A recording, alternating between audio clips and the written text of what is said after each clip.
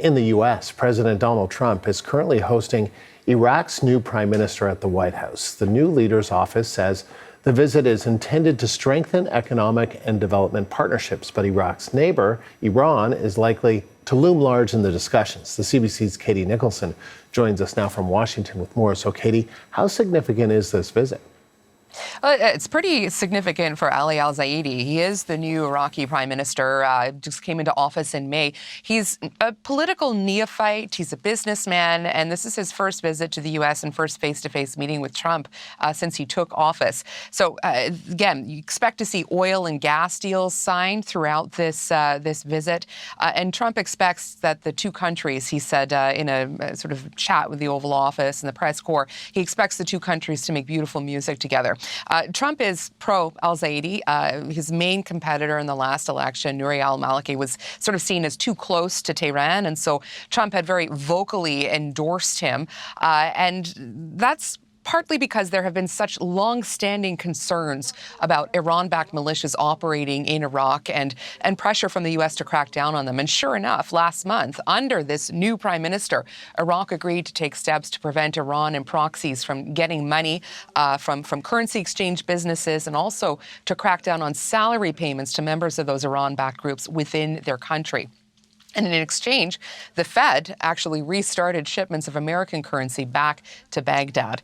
So we expect more discussions around what Iraq can do to disarm Iranian-backed groups inside its own borders, sort of behind closed doors, and sort of to further try to curtail who can have arms within Iraq, because that is another sort of area where they've been focusing a lot of their efforts.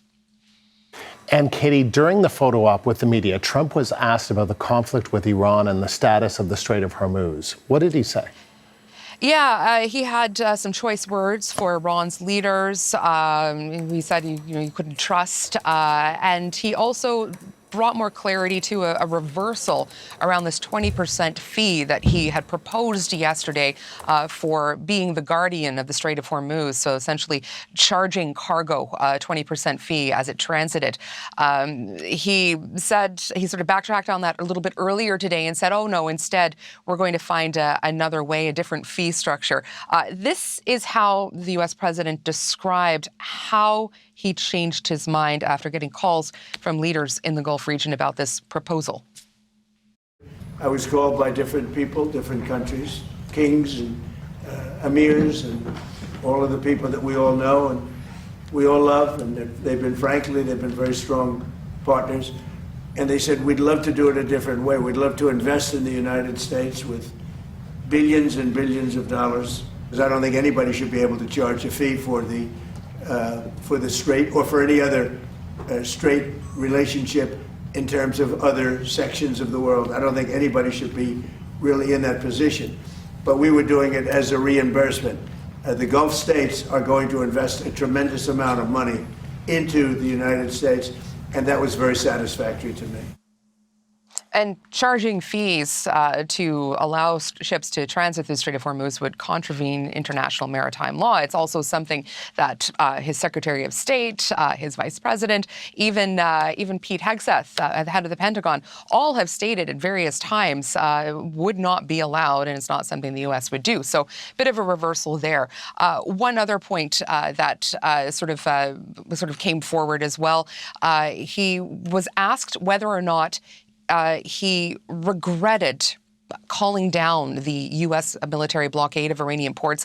Of course, that blockade starting up again today. And Trump said he had no regrets about that. That was when the original memorandum of understanding was signed, and whether or not he had any sort of regrets around allowing or sort of the relaxing the sanctions that were on Iran at that time. And he also said he didn't have any regrets around that.